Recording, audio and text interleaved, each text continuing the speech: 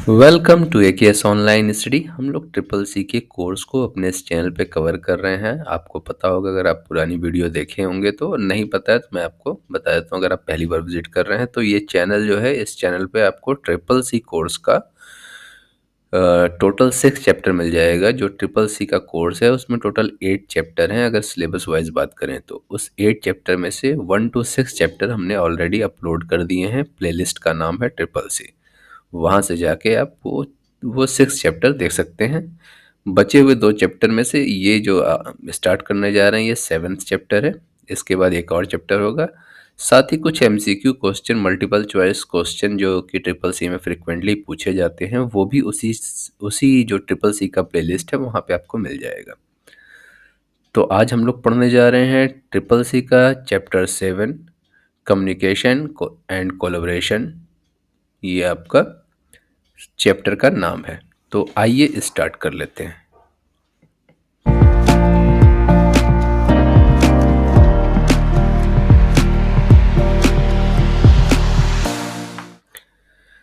Communication and collaboration है। ये क्या है? ये इंट्रोडक्शन सबसे पहले है कि ये क्यों होता है, ये क्या है ये कम्युनिकेशन। तो this tutorial aims to teach the essential concept of communication and collaboration through email and instant messaging. अब जो है हम कम्युनिकेशन और कोलैबोरेशन के बारे में पढ़ने वाले हैं आगे। ये क्या कवर करने वाला है? The basic of email uses. Communication का मतलब क्या हुआ कि इंटरनेट पे आप जिस चीज़ के थ्रू कम्युनिकेशन करते हैं वो सारा कुछ इस चैप्टर में कवर होता है। तो हम लोग ईमेल के थ्रू कम्युनिकेशन करते हैं इंटरनेट पे, तो ईमेल के बारे में पढ़ने वाले हैं। ईमेल के एडवांस फीचर पढ़ने वाले हैं। कम्युनिकेशन का क्या क्या वे हो सकता है। डॉक्यूमेंट के थ्रू भी हम अपनी बात किसी तक पहुंचा सकते हैं, डॉक्यूमेंट अपलोड कर सकते हैं, या फिर हम चैटिंग सर्विसेज उसका यूज़ करके, चैट सर्विस का इंस्टेंट मैसेजिंग जिसे आईएम कहते हैं, उसका भी यूज़ करके हम डायरेक्ट किसी से बात कर सकते हैं। या फिर हम चैट के थ्रू अपने जो भी अपने कम्युनिकेशन, हमारा जो भी करना है वो हम इन मीडियाज़, कम्युनिकेशन मीडियाज़ के थ्रू कर सकते हैं। तो ये हम इसमें पढ़ने वाले हैं। ओवरव्यू क्या है चैप्टर का ट्रिपल सी में? वैसे तो कम्युनिकेशन में बहुत से मेथड है, बट आपके ट्रिपल सी में बेसिकली जो मेन फोकस है वो आपका ईमेल पे है। तो बेसिक ऑफ ईमेल्स हम देखने वाले हैं, एडवांस ईमेल फीचर देखने वाले हैं, इंस्टेंट मैसेजिंग एंड कोलैबोरेशन देखने वाले हैं, और इंटरनेट एटिक्वेट्सी देखने वाले हैं। ठीक है, तो बेसिक ऑफ ईमेल पे आते हैं। सबसे पहले कि ईमेल क्या है, तो सबसे पहले ईमेल का फुल फॉर्म हो जाता है इलेक्ट्रॉनिक मेल। तो ईमेल का फुल फॉर्म हो गया इलेक्ट्रॉनिक मेल। अब नाम से पता चल रहा है इलेक्ट्रॉनिक मेल, ऐसा ऐसा मेल का मेथड जो कि इलेक्ट्रॉनिकली किया जाए। तो डेफिनेशन क्या हो जाएगी? A method of exchanging message, message को एक्सचेंज करने का वो मेथड जो इलेक्ट्रॉनिकली ओवर द इंटरनेट, जो इंटरनेट पे, इंटरनेट के ऊपर इलेक्ट्रॉनिकली हम जिस मेथड का यूज़ करें मैसेज को एक्सचेंज करने के लिए, उसे हम ईमेल कहते हैं। एग्जाम्पल में जीमेल के थ्रू हम कर सकते हैं, याहू मेल के बारे में, और आउटलुक। तो ये एग्जाम्पल है। अब इसका बेनिफिट्स क्या हुआ? बेनिफिट्स ये हुआ कि सबसे पहले तो ये फास्ट है। फास्ट है, आपने मेल किया तुरंत सामने वाले को पहुंच गया। पहले के टाइम पे हम लोग लेटर लिखा करते थे, तो लेटर मतलब हम लोग क्या, हमारे भी जो पहले के लोग होते थे सब कुछ लेटर में चलता था। तो लेटर लिखते थे, आज लिखते थे किसी के यहाँ 2 दिन, किसी के यहाँ 5 दिन, ऐसे लेट पहुँचता था। तो उसमें टाइम बहुत लगता था, वो स्लो था।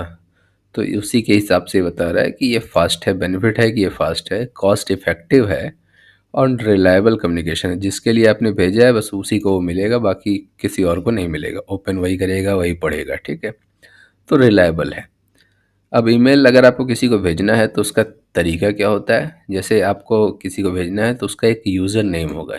जैसे लेटर में हम लोग किसी एक एड्रेस पे भेजते थे, तो यहाँ पे एड्रेस हो गया उसका यूज़र नेम, और उसका डोमेन, जिस डोमेन पे उसने बना रखा है। जैसे कि एग्जांपल में हम लोग जीमेल पे बना रखे हैं, तो जीमेल, अब यूज़र नेम अगर आपका नाम मान लीजिए मोहन है, तो आपने मोहन डॉट कुछ यूज़ किया है, जो कि आपको आपका डोमेन प्रोवाइड करता है कि आपको किस टाइप का यूज़र नेम मिलेगा। क्योंकि उस डोमेन पे कई लोग ऑलरेडी रजिस्टर होते हैं, तो यूज़र नेम ये लिमिटेड हो जाते हैं।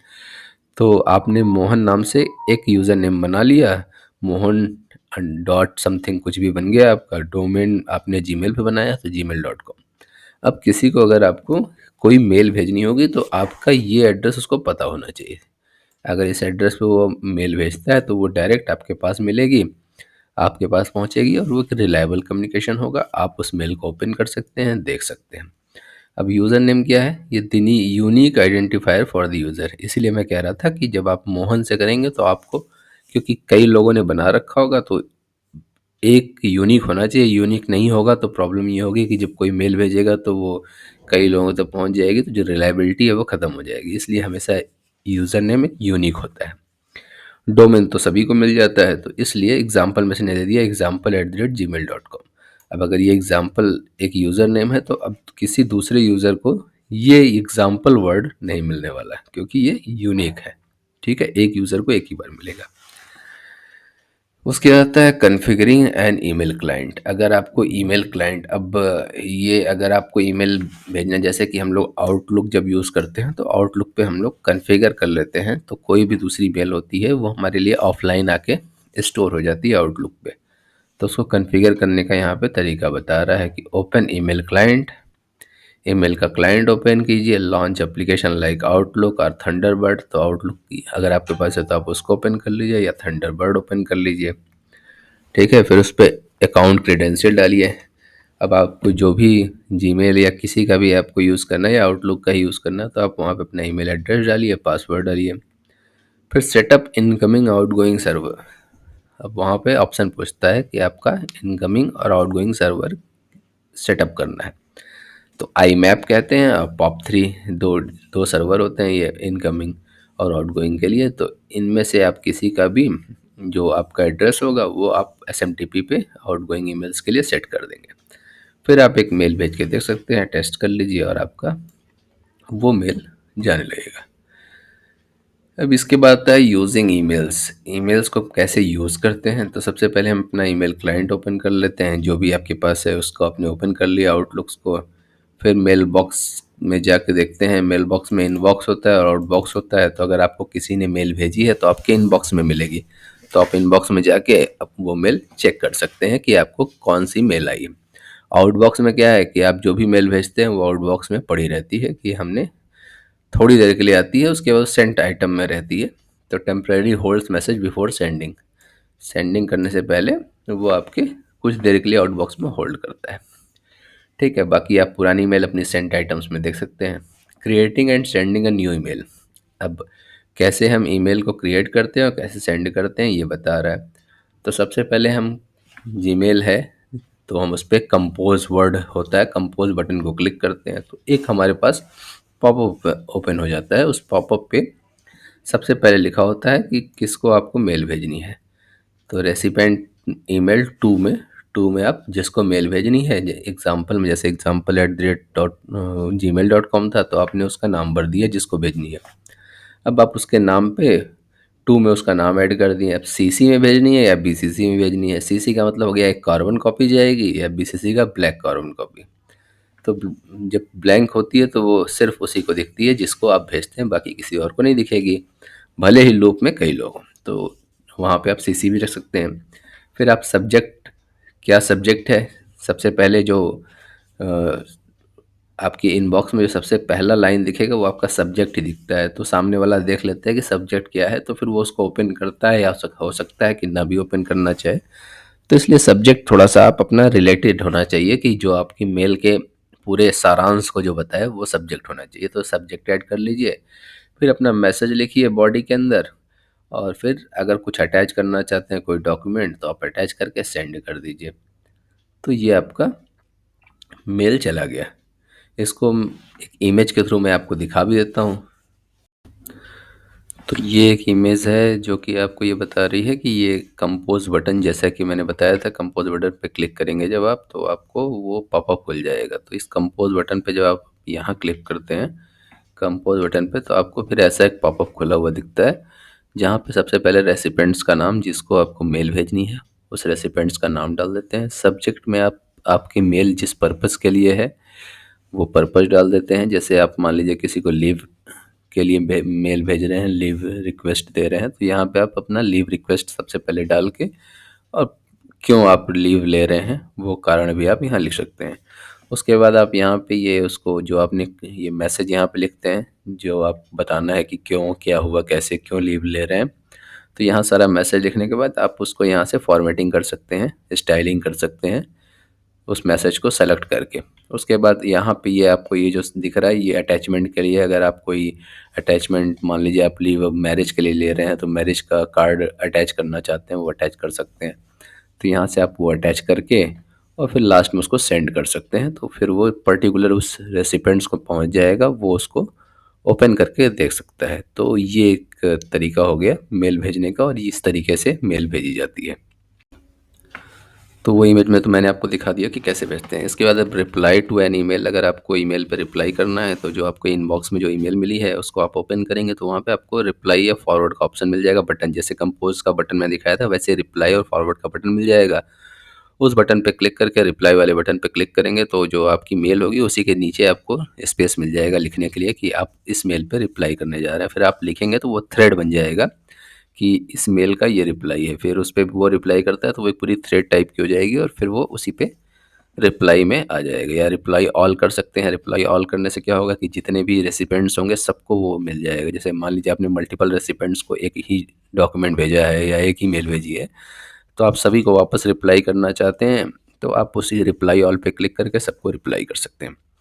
ये रिप्लाई का हो गया। फॉरवर्डिंग का भी मैंने बताया, जैसे कि रिप्लाई का बटन होता है वैसे ही फॉरवर्ड का होता है। फॉरवर्ड बटन पे आप क्लिक करेंगे तो जो आपका रेसिपेंट वाला बॉक्स है वो ब्लैंक हो जाएगा। उस पे आप नया किसी भी यूज़र को फॉरवर्ड करना चाहते हैं, जैसे कि मान लीजिए आपको किसी ने मेल भेजी और आप उस मेल को ओपन करते हैं, मेल आपने पढ़ा और अब वो मेल आप किसी और को भी भेजना चाहते हैं, तो आप फॉरवर्ड करके जिसको भेजना चाहते हैं उसका रेसिपेंट्स ईमेल वहाँ पे ऐड करके आप फॉरवर्ड कर सकते हैं। अगर मान लीजिए उस मेल को आपने ओपन किया और आपको फॉरवर्ड नहीं करना है, जिसने आपको मेल भेजी है उसी से कुछ पूछना है, तो मैं आप उसी पे रिप्लाई बटन पे क्लिक करके रिप्लाई कर सकते हैं। तो बेसिकली रिप्लाई और फॉरवर्डिंग आपका ये काम करता है। फिर आता है शॉर्टिंग एंड सर्चिंग ईमेल्स। अब आपके पास जो ईमेल बॉक्स है, इनबॉक्स में आती है जो ईमेल, और जो आप भेजते हैं वो सेंट आइटम्स में जाती है। तो जो इनबॉक्स में मेल आती है उसको अगर आपको सर्च करना है, तो कैसे आप सर्च करेंगे, तो जो आपका ऊपर सर्च वाला बटन बॉक्स होता है सर्च का एरिया का, वहाँ पे आप अपना सब्जेक्ट, अगर आपको याद है तो आप सब्जेक्ट का नाम डाल के कर सकते हैं। मान लीजिए आपके पास कोई मेल आती है, जनरली आप किसी ऑफिस में काम करते हैं, abc.com की कोई ऑफिस है, वहाँ से आपका इस डोमेन से कोई मेल आती है, तो आप डालेंगे जब abc.com, तो सारे भी जो भी उस डोमेन से रिलेटेड मेल होंगी वो आपको दिख जाएंगी। या फिर आप डालना चाहते हैं लीव रिक्वेस्ट, लीव एप्लीकेशंस, तो सारी लीव एप्लीकेशंस वाली सिर्फ लीव डालते हैं, सारे लीव वाले आपके जो भी मेल होंगी वो आपको दिख जाएंगी। डेट वाइज आप स्टार्ट करना चाहते हैं, आज से 10 दिन पहले की डेट डाल के आप देखना चाहते हैं, आपको डेट पता है कि किस डेट पे मुझे मेल देखनी है, तो आप डेट डाल के भी सर्च कर सकते हैं। आप कीवर्ड्स डाल के सर्च कर सकते हैं, आपको कोई कीवर्ड्स पता है, जैसे मैंने एग्जांपल में लीव लिया, तो आपने लीव डाल के देख सकते हैं कि लीव से रिलेटेड कितनी मेल है हमारे पास। या मान लीजिए जैसे कि आपके पास कोई ऑफ़र आता है किसी कंपनी का ज्वाइन करने का, तो आप ऑफ़र लेटर डाल के भी आप सर्च कर सकते हैं, तो पर्टिकुलर उस ऑफ़र लेटर वाली जितनी मेल होंगी वो आपको दिख जाएंगी। या फिर पर्टिकुलर उस कंपनी का डोमेन डाल के भी आप चेक कर सकते हैं। तो ये है आपका सॉर्टिंग एंड सर्चिंग। इसके आता है एडवांस ईमेल फीचर। वो बेसिक थे। अब एडवांस में क्या कहता है कि डॉक्यूमेंट कैसे भेजते हैं, तो डॉक्यूमेंट आप पीडीएफ टाइप भेज सकते हैं, वर्ड डॉक्यूमेंट भेज सकते हैं, एक्सेल स्प्रेडशीट भेज सकते हैं। तो मैंने बताया जो अटैच वाला इमेज में मैंने दिखाया था, अटैच वाला बटन होता है, उस पर आप क्लिक करके अटैच कर सकते हैं। एक्टिवेटिंग स्पेल चेकिंग, आपके इनबॉक्स में ऑप्शन होता है कि आप स्पेल चेकिंग का चेक बॉक्स अगर आप क्लिक कर देंगे, तो जब भी आप कुछ राइट कर रहे हैं तो वो सबसे पहले स्पेलिंग चेक कर लेगा, कि स्पेलिंग चेक करके वो अगर कोई स्पेलिंग मिस्टेक है तो वो आपको सजेशन में दे देगा कि ये आपका स्पेलिंग मिस्टेक है, आप इसको सही कर लीजिए। और सजेशन में वो दे देगा कि ये इसका सही स्पेलिंग होना चाहिए, तो आप उसको सेलेक्ट कर सकते हैं। Using the address book, save save frequently used email address for quick access. अब आप किसी को बार बार भेजते हैं तो आप उस ईमेल एड्रेस को सेव कर सकते हैं। तो जैसे ही आप पहला वर्ड दबाएंगे उस ईमेल का, तो वो ईमेल ऑटोमेटिकली वहाँ पे आ जाएगी, तो आप उसको भेज सकते हैं। Sending soft copy as attachment. अब अगर आपको कोई डॉक्यूमेंट भेजना है तो सॉफ्ट कॉपी, क्योंकि हम जो भी मेल पे कोई चीज़ भेज रहे होते हैं, इलेक्ट्रॉनिकली हम कुछ भेज रहे होते हैं, तो वो सॉफ्ट कॉपी ही होती है। तो जो भी हम अटैच करते हैं वो एक सॉफ्ट कॉपी है। अब मान लीजिए कोई हार्ड कॉपी थी, मान लीजिए आपके पास कोई सर्टिफिकेट है, तो हम उसको स्कैन करके उसको सॉफ्ट कॉपी बना लेते हैं और फिर उसको अटैच करके भेज सकते हैं। तो यहाँ पे इसके बारे में बात कर रहा है कि कोई भी ऐसा डॉक्यूमेंट जो आपके पास हार्ड कॉपी के रूप में पड़ा हुआ है, तो आप उसको स्कैन करके सॉफ्ट कॉपी बना सकते हैं और फिर पर्टिकुलर जिस यूज़र को भेजना चाहते हैं उसको आप ईमेल कर सकते हैं सॉफ्ट कॉपी के थ्रू। ठीक है, फिर इसका आता है हैंडलिंग स्पैम।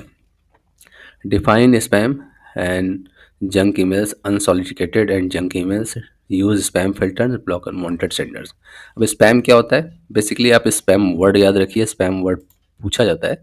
स्पैम क्या होता है कि जैसे ऐसी अनवांटेड ईमेल्स जो आपको नहीं चाहिए होती हैं लेकिन वो आपके पास आती रहती हैं, तो उनको हम स्पैम, एक स्पैम नाम का फ़ोल्डर होता है, वो ऑटोमेटिकली उसमें चली जाती हैं। वो आपका जो सर्वर है, मेल सर्वर है, वो इस चीज़ देखता है कि ये मेल जेन्युइन है कि नहीं। जेन्युइन मीन्स कि अगर वो जेन्युइन एड्रेस से आ रही है या उसमें कोई ऐसे वर्ड नहीं है जो कि हार्मफुल हैं या कोई ऐसी चीज़ नहीं है जो हार्मफुल है, तो उसको वो इनबॉक्स में भेजता है, नहीं तो उसको स्पैम में रखता है। तो इस टाइप की जो मेल होती हैं वो स्पैम में चली जाती हैं। तो आप, अगर आप देखना चाहते हैं तो आप अपने मेल बॉक्स के स्पैम फ़ोल्डर में जाके चेक भी कर सकते हैं। तो इस टाइप की ईमेल्स को स्पैम ईमेल्स कहा जाता है। तो ये टोटल ईमेल्स के बारे में था। अब इसके बाद आता है इंस्टेंट मैसेजिंग एंड कोलैबोरेशन। अब इंस्टेंट मैसेजिंग क्या है? हम ऐसी मैसेज जो कि हम भेजें और तुरंत पहुंच जाए, अगर यूज़र ऑनलाइन है तो तुरंत देख भी सके। तो इसमें हम जनरली कुछ इमोशंस भेजते हैं, जैसे सिम स्माइल्स भेज देते हैं, जिसमें एक इमेज बनी होती है, उसमें स्माइल कर रहा होता है, या थम्स अप भेज देते हैं। तो इस तरह के जो है सिमलीज का यूज़ करते हैं। Use spring and professional communication के लिए होता है। डूज एंड डोंट्स इंटरनेट इटिक्वेट्स में इंस्टेंट मैसेजिंग का, जैसे व्हाट्सएप एग्जांपल तो मैंने बता दिया। बेसिकली इंस्टेंट मैसेजिंग इतनी ही है। इसके आता है इंटरनेट इटिक्वेट्स। इसमें क्या आपको करना चाहिए, क्या नहीं करना चाहिए। Be conscious and polite, be concise and polite, use proper formatting. जब भी कुछ भेजें तो प्रॉपर फॉर्मेटिंग के साथ भेजें।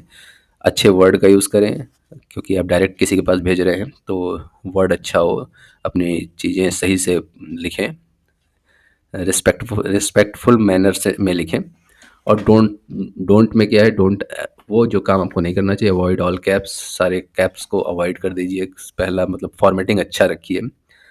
और ऐसा यूज़ कीजिए, ऑफेंसिव लैंग्वेज मत यूज़ कीजिए जिससे आपका स्पैमिंग में ना जाए, आपकी मेल इनबॉक्स में जाए। तो ऑफेंसिव लैंग्वेज मत यूज़ कीजिए, प्रॉपर फॉर्मेटिंग रखिए, और अपना कंटेंट शॉर्ट रखिए। जो आपको लिखना हो सिर्फ उसके बारे में लिखिए, उतना ही लिखिए। तो ये आपके इंटरनेट इटिक्वेट्स हैं। तो हम लोगों ने ईमेल्स देखा, इंस्टेंट मैसेजिंग देखा, और इंटरनेट एटिक्वेट्स में क्या करना चाहिए, क्या नहीं करना चाहिए देखा। इसके बाद आता है मॉडल क्वेश्चंस एंड आंसर में। तो what is the structure of an email address, मैंने बताया, user name @domain.com। How do you configure an email client, enter account credential, configure SMTP IMP settings and test the connection. What are some example of internet etiquettes? So be polite, avoid all caps, and ensure message are concise and clear। तो ये आपकी summary हो गई इस पूरे chapter की। तो ये आपका चैप्टर 7 था। एमसीक्यू क्वेश्चंस लगातार इसी ट्रिपल सी के कोर्स में आपको मिलते रहेंगे, जो कि आपके एग्जाम में एमसीक्यू क्वेश्चन पूछे जाते हैं, उसमें हेल्पफुल होंगे। तो ये चैप्टर 6 कंप्लीट होता है। वीडियो पूरा देखने के लिए बहुत बहुत धन्यवाद। अगर वीडियो अच्छा लगा हो तो लाइक करते जाइएगा और चैनल को सब्सक्राइब कर लीजिएगा कंप्यूटर्स के इसी तरह के वीडियोस देखने के लिए। Thanks for watching AKS online study.